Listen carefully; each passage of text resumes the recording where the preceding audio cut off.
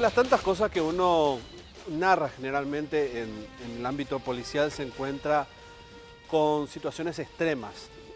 Cuando hay un contexto de un asalto, o sea, la motivación de un asalto, uno encuentra generalmente un mano a mano, es decir, victimario y víctima, o la otra circunstancia que es victimario contra un grupo de personas que generalmente forman parte de un objetivo en común. Llevan plata, hay una cuestión de venganza, de por medio y no tanto el asalto, o hay una información que maneja esa familia que es importante para el delincuente, para ese grupo de asaltantes, que les permitirá hacerse con un botín.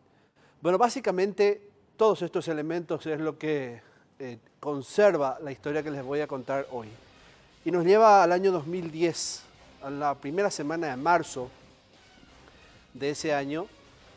Estaba una pareja de belgas, era aquella época donde los crímenes ocurrían habitualmente en el interior del país, donde extranjeros iban, se asentaban, jubilados principalmente, holandeses, alemanes, belgas y otros tantos que venían, se retiraban su jubilación, cobraban su dinero o lo seguían cobrando y compraban propiedades en Pacaraí, zona de San Bernardino, en muchos lugares, Ariguá, por ejemplo, asentaban modelos de casas muy parecidos a granjas o a lo que se acostumbra al interior de esos países que les mencioné, y ahí hacían como su lugar de retiro. Y sí, siempre tuvieron plata, siempre tenían mucho dinero. Usted imagínense la diferencia económica que hay de la que tenemos aquí con la que ellos tienen. Entonces su poder económico es superior al que podríamos tener nosotros, un jubilado en nuestro país. Con salvas excepciones, ¿verdad? Pero lo que le quiero decir es que eso los convierte en un potencial objetivo de asalto. Y esta no es la excepción. De hecho, que este es el caso que nos lleva hoy a narrar una situación parecida con una pareja, porque hay tantos casos si tomamos este. El de esta pareja belga asesinada junto a otras personas que estaban en esa misma casa. Sí, cayeron algunos de los delincuentes en aquella refriega, pero todo lo que trajo en sí eso porque escandalizó la forma en que murió acribillada esa familia. Vamos a conocer quiénes son las víctimas de aquel ataque que había hecho este grupo de delincuentes y quiénes son los victimarios en este nuevo capítulo aquí en Escena del Crimen.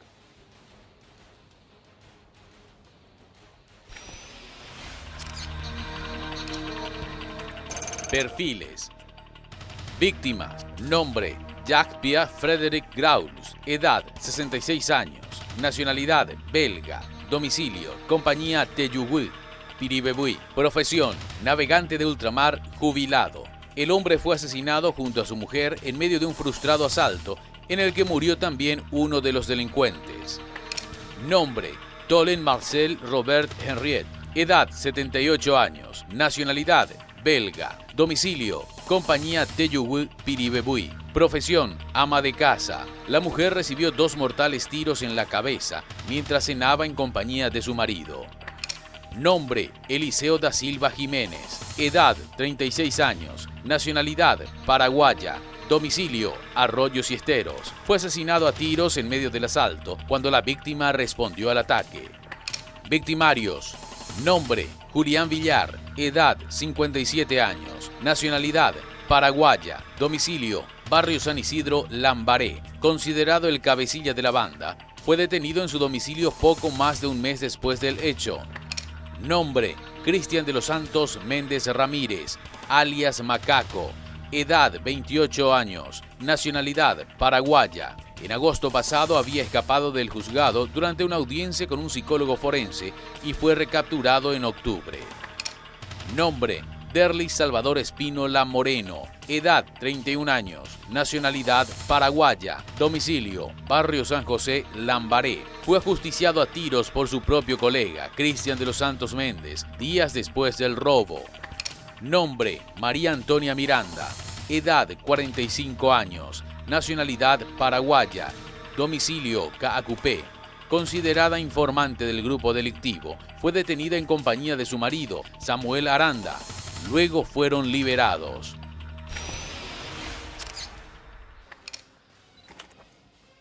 El 4 de marzo del año 2010 entraron este grupo de encapuchados, ingresó hasta esta propiedad. Ellos estaban vestidos de negro porque la particularidad de esa zona es que como no hay una muy buena iluminación, ustedes háganse la idea de estas propiedades del interior que están un poco retiradas de la zona urbana de cada ciudad, donde sí predomina la oscuridad y en algunas veces hasta solo la luz de la luna es la que ilumina esa zona de campo abierto.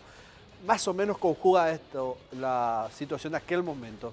Entonces eso fue aprovechado por los delincuentes para ataviarse con algo que pueda lograr permitirles escabullirse dentro de la propiedad sin despertar sospechas. Pero el ciudadano belga que estaba en ese momento bebiendo junto a su esposa y otras personas en la casa, escuchó que alguien entró a la casa y fue a ver.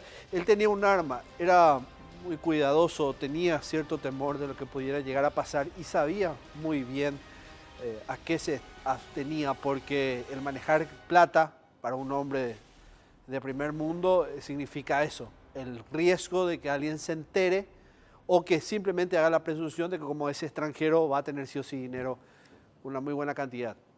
Entonces él estaba precavido, él estaba armado y salió a responder a esa inesperada visita que interrumpió esa noche, esa velada que él tenía. Bueno, esto pasó hace 8 años atrás. Veamos.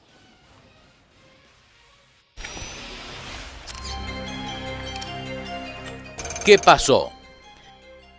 3 copas y una botella de vino blanco acompañaban la cena a medio comer. Un charco de sangre pintaba el panorama de un espantoso crimen. Jacques-Pierre Frédéric Grauls y Tolen Marcel Robert Henriette, de nacionalidad belga, recibieron en su granja, denominada San Juan, de la compañía Tejuwit, a una alemana. Lo que debió ser una amena noche acabó en un sangriento encuentro. Era la noche del 4 de marzo del 2010, cuando encapuchado y vestido completamente de negro, un desconocido se escurrió en la propiedad, aprovechando la gran extensión del patio, e intentó introducirse al domicilio. Al ver la silueta del intruso intentando ingresar a su casa, Jacques no dudó en reaccionar. Cerca suyo traía un arma de fuego y empezó a disparar, originándose así una balacera entre el extranjero y el delincuente. Resumimos que este señor ya estaba armado, ¿verdad? Que ya estaba preparado como para de repente, bueno, si me toca a mí voy a repeler el ataque.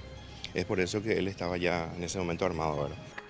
El criminal fue identificado más tarde como Eliseo da Silva, un conocido asaltante que desde hacía varios meses era buscado por la policía como autor de varios atracos. Esta pareja se encontraba cenando, instante en que varias personas ingresan del patio trasero de la vivienda de una zona boscosa, ya con intenciones de asaltarla. El propietario, este señor, tenía un arma de fuego muy cerca y empezó a repeler el ataque. Producto de eso, fallecieron las 2 personas.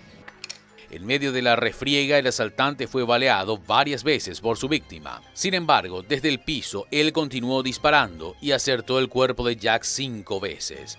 Ambos recibieron varios tiros y fallecieron en el sitio de forma inmediata. Lastimosamente, este señor creyó que iba a repeler ese ataque y le tocó lo malo de él, ¿verdad? Al ver a su compañero abatido, otros 3 integrantes de la banda delictiva que esperaban su señal entraron en acción y de 2 tiros en la cabeza asesinaron a la mujer del europeo. Ella murió instantáneamente. En el hall de la lujosa casa del matrimonio belga quedaron tendidos en charcos de sangre los 3 cuerpos sin vida. En tanto, la invitada alemana logró salvarse pues salió huyendo en medio del primer tiroteo. Ella en un momento dado se escondió detrás del sofá y cuando estos delincuentes se estaban rebuscando dentro de la pieza se fue y se escondió en un bosquecito que está detrás de la casa. Una vez muertos los dueños de casa, los demás criminales se dedicaron a saquearla. Encontraron en la vivienda armas y 3 millones de guaraníes y se llevaron consigo todo cuanto encontraron a su paso.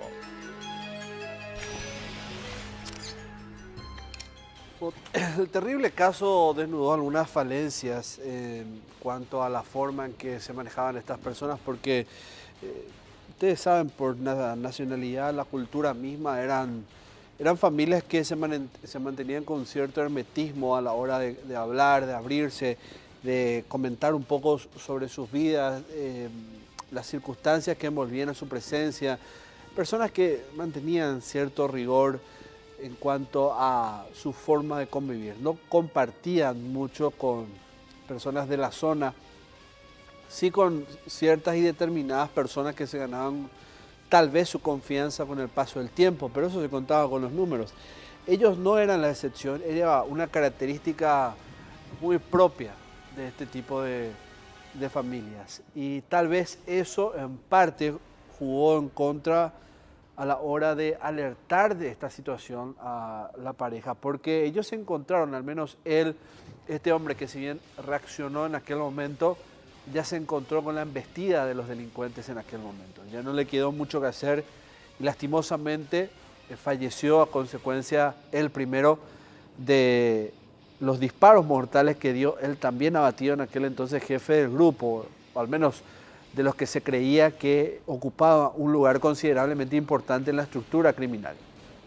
Y que posteriormente con su muerte permitiría develar ciertos detalles a los investigadores. De esto se darían cuenta después los policías de homicidio, porque sus antecedentes dieron muchas pistas con respecto a la banda, a quienes componían el grupo, y sirvió y bastante para las detenciones posteriores que se dieron.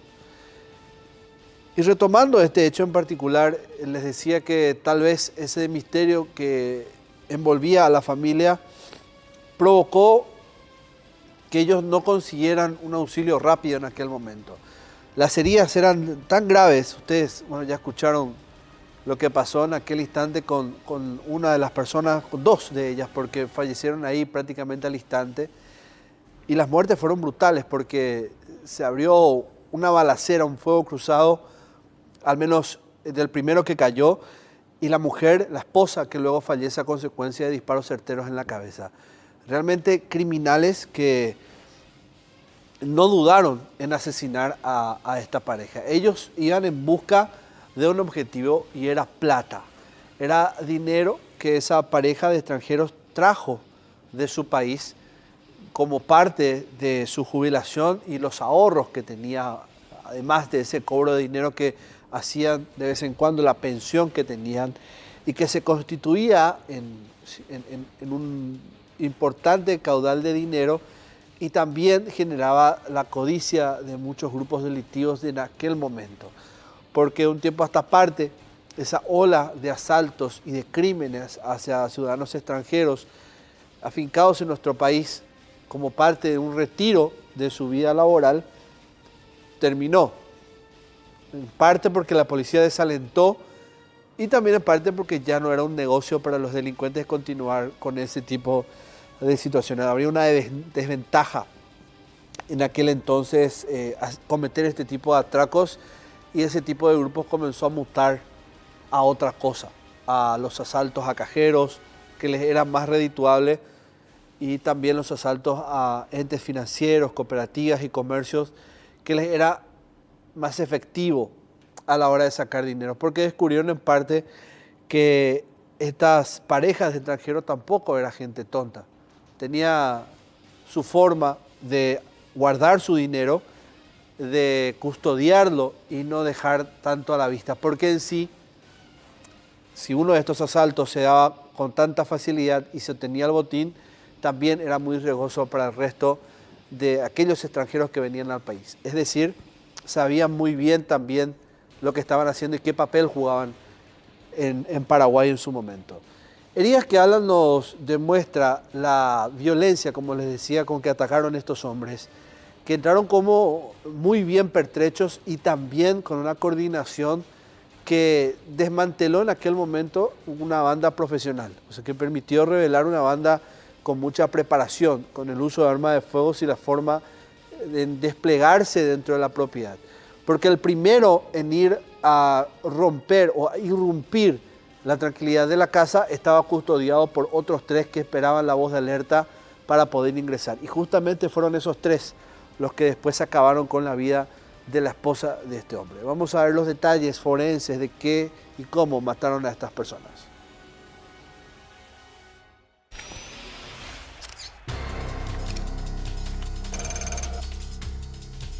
2 mortales tiros recibió Tolen Marcel Robert Henriette en la cabeza.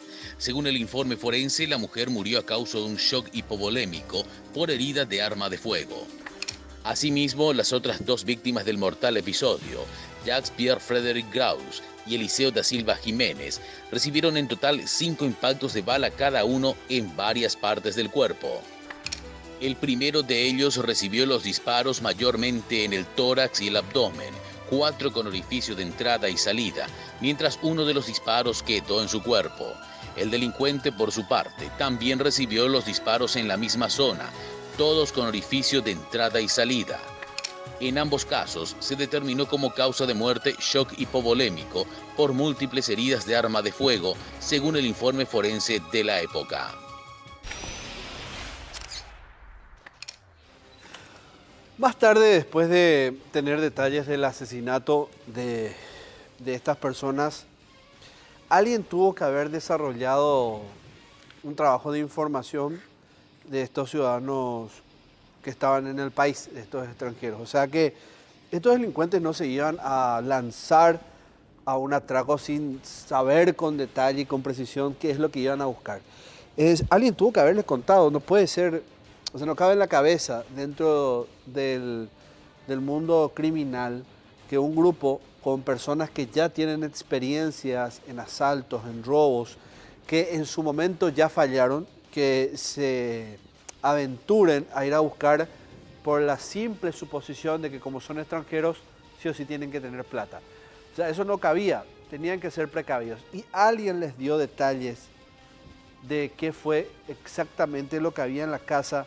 Alguien tuvo que haberles comentado qué es o a qué se dedicaba esta pareja de ciudadanos belgas y qué hacían en el país. Y sí o sí tenía que ser alguien allegado a la pareja, alguien que tenía contacto con ellos, alguien que se tomó el tiempo de averiguar a qué se dedicaban, si había dinero, si no había dinero en la casa, si manejaban una plata, dinero en efectivo habitualmente y la cantidad que ello era o que ello implicaba, y también saber si es que contaban con alguna cuenta en el país, saber si era de fácil acceso, porque también ustedes saben de los secuestros express. Todo eso fue analizado por el grupo de delincuentes según la policía. Analizaron todos los riesgos y las formas de obtener dinero. Y esa información se la fue proveída por alguien, un informante, algo que no falta dentro de un atraco, alguien que forma parte de de un esquema, alguien que es un engranaje dentro del grupo siempre delictivo y generalmente es la persona más importante dentro de la estructura, porque es la que finalmente provee el dato principal. Vamos a ver qué descubrió la policía tras la muerte de uno de los delincuentes aquel entonces, porque esto empieza a la inversa, empieza con el final de los hechos. Y el que se haya quedado uno de los hombres más importantes del grupo ahí, muerto, con un teléfono celular y algunas cuestiones en el bolsillo, hizo que la policía pueda descubrir quiénes eran los otros integrantes del grupo y quién fue el que aportó los datos.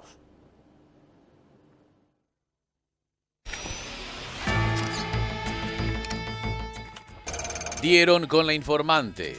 Tras la muerte de Derly Salvador Espínola, la revisión de su celular arrojó llamativas pistas a los investigadores que iban en busca de los autores del fatal robo. Fue así que, convencidos de que el fallecido formaba parte de un grupo delictivo, fueron en busca de sus cómplices. De este modo llegaron a una pareja residente en la ciudad de Caacupé. La casa era de Samuel Sebastián Aranda Amarilla, un hombre de 36 años, unido en concubinato a María Antonia Miranda, una mujer un año mayor que él. Los datos técnicos a los que accedieron los investigadores llevaron a determinar que María Antonia era una pieza fundamental dentro del esquema delictivo, pues actuaba de informante para los malvivientes, pues conocía al dedillo la zona y especialmente la población extranjera de los alrededores. Esta persona es la que proveía los datos de los extranjeros. Ella es la que se encargaba de recabar la información correspondiente para luego darle a su pareja para posterior atraco, ¿verdad? Sería como el trabajo de inteligencia. Vamos a decirle de esa manera. Ella es la encargada de ese trabajo, vamos a decirle entre comillas. De acuerdo a los datos, la detenida mantenía una comunicación muy fluida con el asaltante. Incluso en aquel tiempo se habló de una vinculación de la mujer con el finado delincuente, quien fue asesinado a tiros días después del macabro episodio en una vivienda de Lambaré.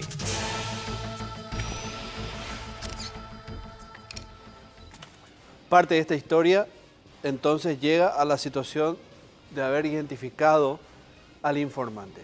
4 de marzo del año 2010, esta pareja es asesinada en su casa, en su propiedad al interior del país. Un grupo de delincuentes que manejaba muy bien lo que estaba ocurriendo fue en busca de dinero, de plata que ellos tendrían consigo, al menos es el dato que les había proveído este informante que manejaba muy bien lo que ocurría en la casa, a qué se dedicaba esta pareja y de dónde salía ese dinero. Pero algo falló, no contaban que el dueño de esa casa, el hombre, estaba armado e iba a responder al ataque de los delincuentes. No contaban que él iba a descubrir, al escucharlos ingresar a la casa, que había algo siniestro detrás. Lastimosamente él falleció en ese ataque que recibió por parte de los bandidos a balazos, pero él también respondió al fuego y mató a uno de ellos, lo que para la policía significó la apertura, el hallazgo del hilo conductor hacia el resto del grupo y mediante ello se puede identificar a todos los componentes de la banda. Pero esto les voy a dejar en punto suspensivo porque ahora nos vamos a un pequeño corte y enseguida volvemos con la segunda parte de este capítulo de Escena del Crimen.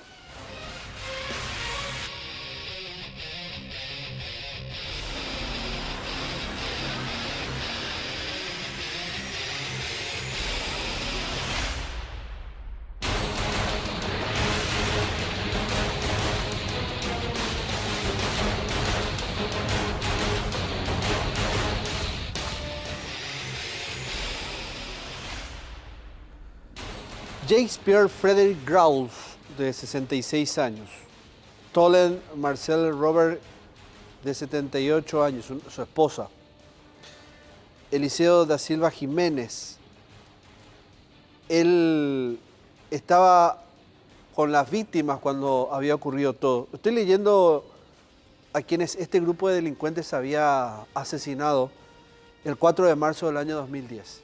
De eso estamos hablando en este capítulo de Escena del Crimen. Una pareja de belgas que en aquel entonces estaba haciendo su vida de retiro en nuestro país.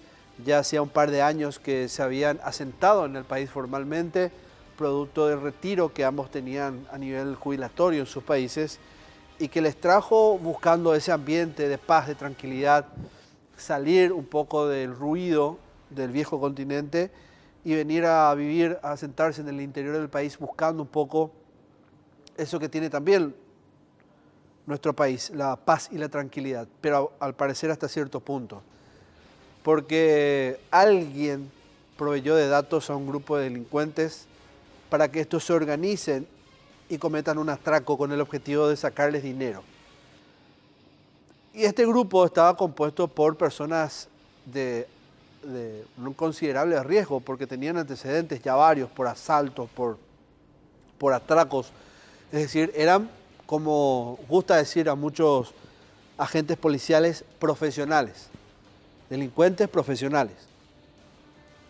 Por su alto nivel en cuanto a desarrollo de este tipo de atracos, planificación de este tipo de asaltos, y más aún cuando el interior propiamente, con la falta de muchos vecinos y una respuesta policial rápida, les propone un escenario óptimo para este tipo de secuestros o de atracos.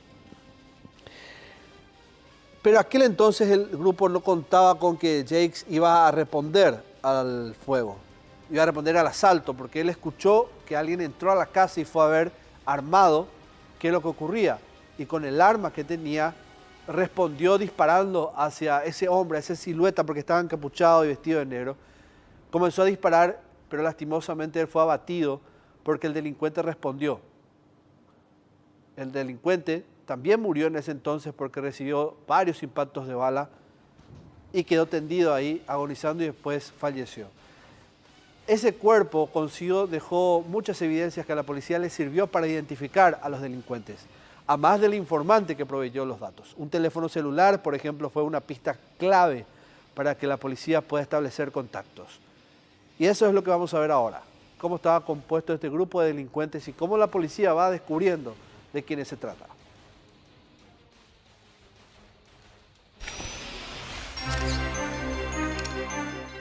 La banda delictiva. Europeos asentados en zonas prácticamente despobladas y alejadas del exterior. No solo tierras perfectas para una relajada vida de descanso de jubilados tras años enteros de trabajo, sino también presa fácil para malvivientes que aprovechaban los espesos y tupidos bosquecillos para escabullirse a las casas ajenas y llevarse todo cuanto de valor se encontraran por el camino. Esos eran los blancos perfectos de los delincuentes que se dedicaban a saquear viviendas entre los departamentos de Cordillera, Central, Paraguarí y hasta San Pedro. Nosotros tenemos registrado el mayor porcentaje de ciudadanos extranjeros: Carapeguá, Paraguarí, Piribebuy, Caacupé, Areguá, también un ciudadano extranjero, y el último caso que ustedes seguramente tienen conocimiento, el caso 25 de diciembre de la ciudad de Santaní. Los investigadores descubrieron que al menos una veintena de casos estaban conectados y eran perpetrados por un grupo de 12 integrantes. La gavilla fue teniendo bajas a lo largo de su periodo activo, ya sea por detenciones o pérdidas humanas, pero quienes continuaban al mando se encargaban de reclutar nuevos integrantes. Hay dos personas del equipo de prácticamente 12 delincuentes, pero dos son los que más se caracterizaban por ser sumamente violentos. Todas las víctimas coincidían en las características físicas de esas dos personas que se encargaban de maltratarlas, ¿verdad?, y agredirlas físicamente. Operaban desde el 2009. Los primeros atracos perpetrados por la agrupación datan de principios del año 2009 hasta finales del 2010, cuando la banda quedó completamente desbaratada luego de la pérdida de 2 vidas, la de la pareja de belgas. Prácticamente en 12 meses, en 9 meses, llegaron a hacer una serie de casi 10 asaltos. Algunos fueron denunciados por los extranjeros, a otros no. Otros que fueron víctimas también que decidieron refugiarse en su país de origen, en vista de que en ese momento los atracos a los extranjeros eran insostenibles. Durante aquel tiempo, varias familias europeas residentes en las zonas aledañas decidieron abandonar sus tierras y en algunos casos regresar a sus países de origen ante la gran ola de inseguridad que no daba tregua. Los integrantes de la banda: Julián Servián, Eliseo da Silva Jiménez y su hermano Teresio, Cristian de los Santos Méndez Ramírez, Derly Salvador Espínola Moreno, Carlos Genaro Méndez Garcete, Roberto Franco Pereira, Juan Carlos Mendoza, Carlos Darío Restaíno Villanueva, Felipe Santiago Chávez Torres, Sergio Candia Conrad y César Manuel Murela Duarte conformaban la peligrosa banda. La característica de esta banda era que eran sumamente violentos. Siempre quedaban con secuelas las víctimas, ya sea físicamente, era por el trato que tenían, por el maltrato mismo. Si las personas se negaban a entregar lo que tenían, generalmente terminaban hospitalizados, ya sea con herida de arma de fuego o con la cabeza rota. Servián era oriundo del barrio San Isidro de Lambaré y considerado el principal eslabón de la misma. Los hermanos Silva Jiménez fueron piezas fundamentales, pues eran oriundos de Arroyos y Esteros, zona vecina a los sitios elegidos para los robos. Cristian de los Santos, por su parte, tuvo emblemática participación, no solo por sus innumerables robos, sino además por causar la muerte a uno de los integrantes, Derly Salvador Espínola, asesinado en Lambaré durante una ronda de tragos. No obstante, su hazaña más grande no fue sino hasta principios de agosto de este año, cuando aprovechó una audiencia con un psiquiatra forense para buscar su libertad por propios medios. Así se escapó del juzgado, intentando eludir su pena carcelaria que hasta entonces cumplía en Tacumbú. Sin embargo, su libertad duró poco. A finales de octubre pasado fue recapturado y actualmente sigue compurgando su pena. Los demás integrantes provenían de zonas como el este y el norte del país, entre Alto Paraná y San Pedro, algunos desde Paraguarí, Central y Cordillera. zonas donde ocurrieron mayormente los asaltos.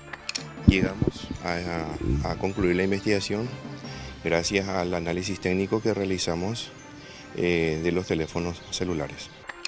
La mayoría fue condenada por diversos hechos que les fueron atribuyendo durante su estancia en la cárcel.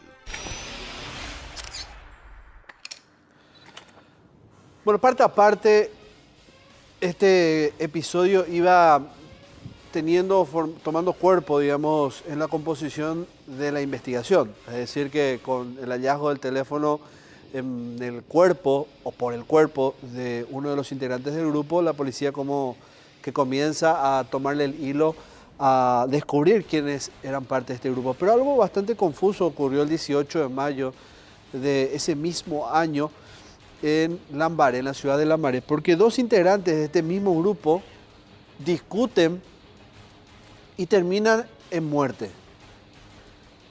Y sucede que, imagínense, era marzo, abril, mayo, casi hacían 2 meses de una investigación que, si bien iba tomando cuerpo, no avanzaba en cuanto a las detenciones. Pero resulta ser que este fusible salta la discusión entre dos integrantes del grupo. Pareciera que le dijeron a los investigadores, acá estamos, ¿verdad? Porque con la pelea, la muerte de ellos, la asistencia policial, como debería ser en todo hecho de sangre, se investiga el trasfondo y se descubre de quiénes se trata. Había sido que estos dos estaban discutiendo por el botín, por la distribución del botín, de los que se habían robado de aquella casa. Como les reitero, este grupo sabía muy bien qué cantidad de dinero manejaban los ciudadanos belgas, por la explicación que ya les había dado, dinero que viene del retiro, de las pensiones, del ahorro y un montón de cuestiones que les hace pasar un buen momento a aquellos extranjeros que vienen e invierten en su jubilación en nuestro país, ¿verdad? Con la edificación de lindas casas y buscan esos parajes desolados para encontrar paz, pero en muchos casos no fue así. Y volviendo a este caso en particular de la pelea, la discusión que tuvo lugar en mayo, o sea, 2 meses después, hace que la policía pueda enfocarse nuevamente en la banda. Pareciera que todo quedó en una pausa y con esto vuelve a reactivarse la investigación para dar con el resto del grupo.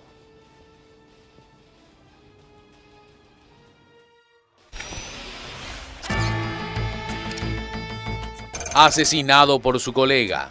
En un confuso episodio ocurrido días después del crimen de los extranjeros, una discusión entre 2 de los miembros del fatal robo acabó de la peor manera en una vivienda ubicada en San Ignacio, casi 18 de mayo, barrio San José, Lambaré. Eran cerca de las 13:30 del 11 de marzo de ese año, cuando en medio de una ronda de tragos, Cristian de los Santos Méndez desenfundó un arma de fuego y arremetió a tiros contra su colega, Derlis Salvador Espínola Moreno, de 31 años. La ex convicta Luz Marina Franco Pereira, de 31, concubina del asaltante abatido, dijo a la policía que se encontraban ingiriendo bebidas alcohólicas junto al también ex reo Cristian de los Santos Méndez Ramírez, de 20 años, cuando llegaron 2 hombres en una motocicleta, que sin mediar palabras ejecutaron a Derlis Salvador. No obstante, los uniformados no confiaron en su versión y tras un largo interrogatorio lograron que confesara la verdad, pues vecinos del lugar aseguraron que no vieron motocicleta alguna parar en el sitio.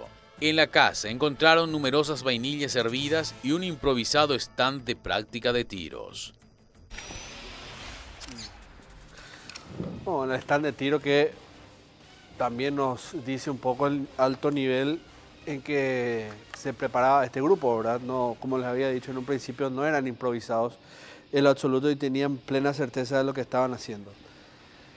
Les decía, la policía entró como que después del crimen, el hallazgo del cuerpo de uno de los integrantes de la banda, sí, descubrieron quién era el informante en aquel entonces y comenzó a tomar forma, pero se enfrió un poco la investigación, para decirlo rápido. Y después, en mayo, con la discusión que ocurre en Lambaré, entre estos 2 integrantes, de los cuales muere uno, dan con otra pista de los investigadores. Y comienzan a seguirle el hilo con mayor intensidad hasta dar con los otros miembros de la banda. Un grupo que ustedes escuchaban, no eran improvisados, se prepararon bien, sabían qué tenían que hacer y sabían cuánto robar. Los investigadores se tomaron su tiempo para finalmente dar con este grupo, los meses que les llevó finalmente identificar, buscar y dar con ellos. Porque sí, eran bastante escurridizos. Como todo delincuente de profesión, entre comillas, estila hacer, tienen también su forma de hacer su contrainteligencia y ver por dónde se mueve la policía, si es que no cuentan evidentemente con un campana dentro mismo de la fuerza. Al parecer, en su desenlace no fue la ocasión, porque dan finalmente con ellos. ¿Cómo lo hacen? ¿Qué es lo que los lleva finalmente a dar con ellos? El ojo del investigador lo cuenta.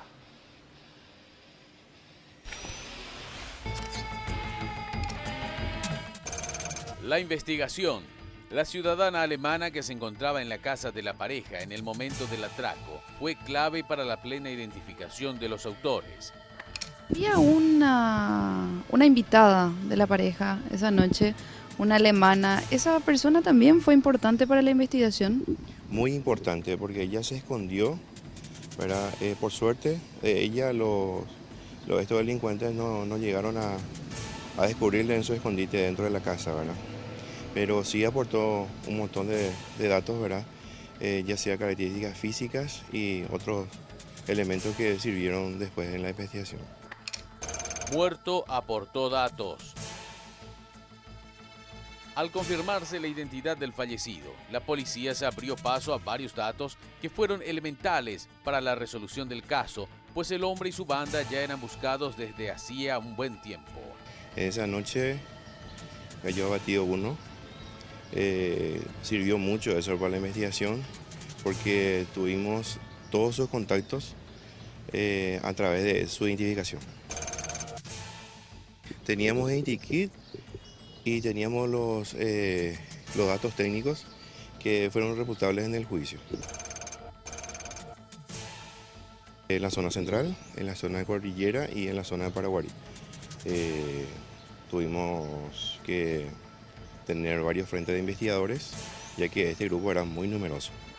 En la zona de Lambaré, en la zona de Paraguarí y en la zona de Arroyo y Esteros y Limpio. Se le atribuye un montón de hechos, ¿verdad? Pero algunos fueron ya condenados, otros siguen en un proceso por otros casos, ¿verdad? que ocurrieron posterior a este homicidio. La detención de Julio. El reloj no alcanzaba aún las 6 de la mañana del 15 de abril del 2010. Agentes de la División de Homicidios llegaron hasta una vivienda ubicada en la calle 23 de junio, casi Eloy Fariña Núñez, barrio San Isidro de Lambaré. Allí detuvieron a Julián Villar, de 48 años, con varios antecedentes por robo agravado. Los intervinientes hallaron en poder de Villar un fusil recortado de colección con cargador y un revólver calibre 38 milímetros, corto, marca Colt, además de un reloj de pulsera bañado en oro que serían de las víctimas. Asimismo, decomisaron de la casa allanada un anteojos larga vista que el maleante utilizaba para espiar a los dueños de casa, 3 cuchillos, 2 aparatos celulares, 100 cartuchos calibre 22 y una motocicleta marca Star de color rojo. Cautamos teléfonos celulares de algunas víctimas, armas de fuego, es así también que habían, por ejemplo, los extranjeros tenían un tipo de arma que eran de colecciones, relojes, joyas, un montón de objetos, ¿verdad? que se detallaba en la denuncia y fueron recuperados algunos. Tras la detención de Julio, finalmente se logró desbaratar completamente la banda. No obstante, llamativamente, el hombre un año después fue detenido nuevamente por un crimen ocurrido en Villeta y años más tarde, en el 2016, fue capturado luego de otro fatal robo en la localidad de Carapeguá, donde fue ultimado el capataz Vicente Leguizamón Recalde. Bueno, recordemos siempre que estamos hablando del año 2010, 8 años atrás. El último integrante del grupo en ser detenido fue Julián Villar, una pieza clave para la investigación, porque con él cae un grupo de evidencias que ya hace cerrar a la policía las sospechas en torno a qué grupo había cometido el atraco, quiénes eran los cabecillas. y algo que le voy a contar del por qué creen de que con él prácticamente se cierra todo.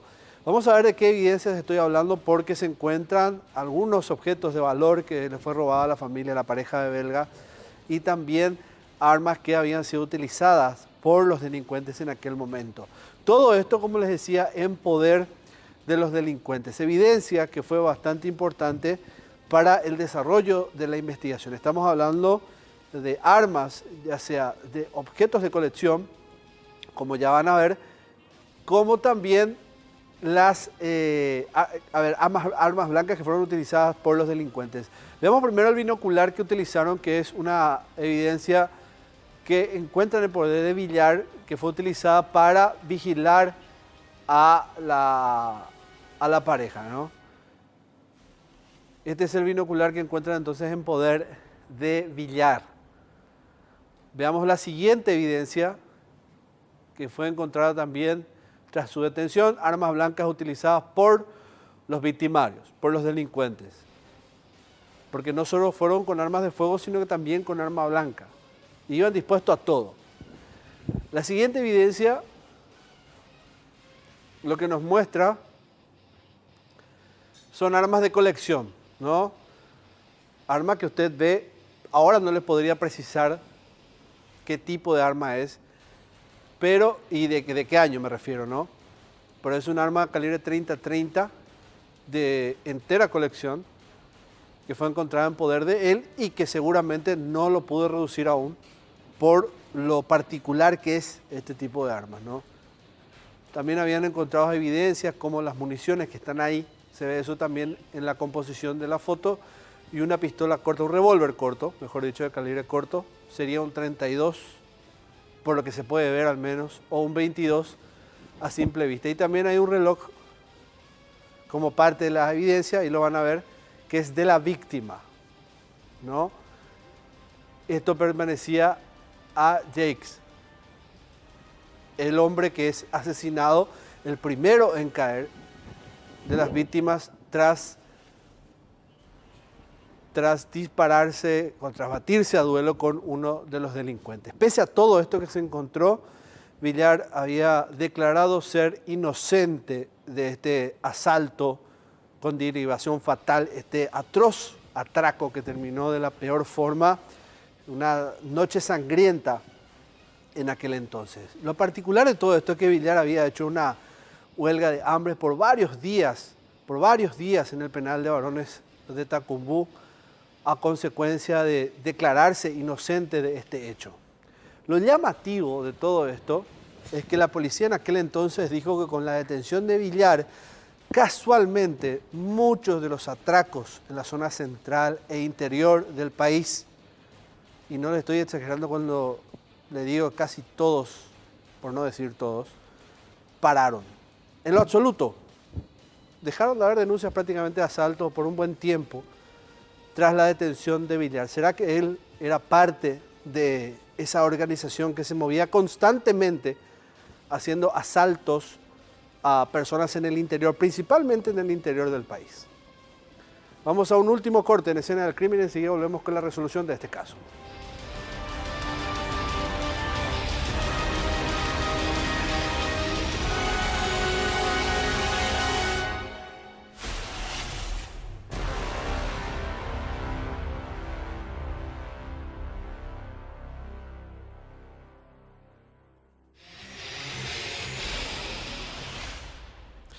Jakes Pierre, de 66 años, y Tolen Marcel Robert, de 78 años, y disculpe usted la pronunciación si estoy lejos de ella, ambos de ciudadanía belga, fueron los asesinados, la pareja, el objetivo principal en aquel entonces.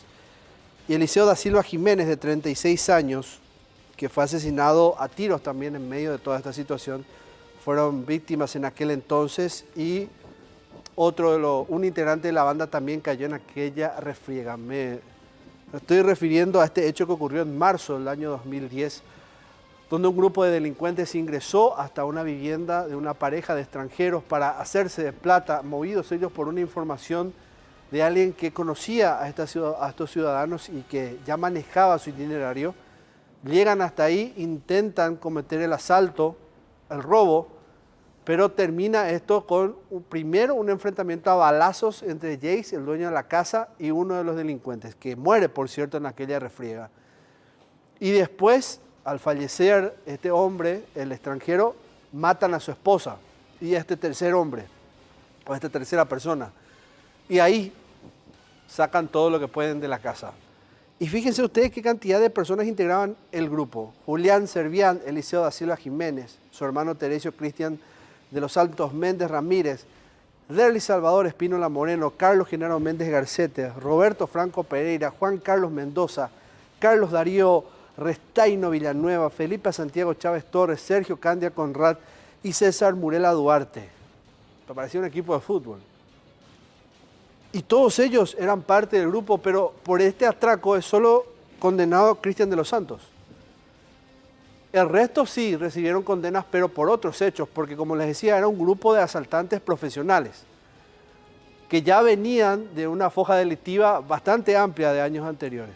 Desde el año 2009 más o menos que venían operando ellos con mucha asiduidad en Central y también gran parte del interior.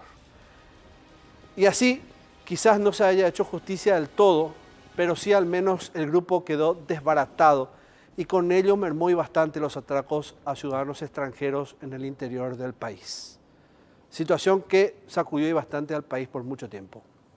Llegamos así al final de un capítulo más de Escena del Crimen. Gracias por estar siempre del otro lado. Me despido agradeciendo como siempre a los amigos de Óptica Carrón, ahí en Cerro Corá y Tacuarí. Aprovechen, visítenlos, que siempre están con muy buenas ofertas. Los lentes, las gafas que luzco hoy es parte de lo nuevo que les llegó a la familia de los Acosta Imas, que están ahí siempre predispuestos a atender con la mejor de las aptitudes. Así que vayan, visítenlos ahí, les reitero, en Cerro Corá y Tacuarí, Óptica Carrón. Nos reencontramos la próxima semana y puede volver a ver Escena del Crimen los sábados 11:30 AM, aquí siempre por las pantallas de Unicanal. Que pasen bien. Adiós.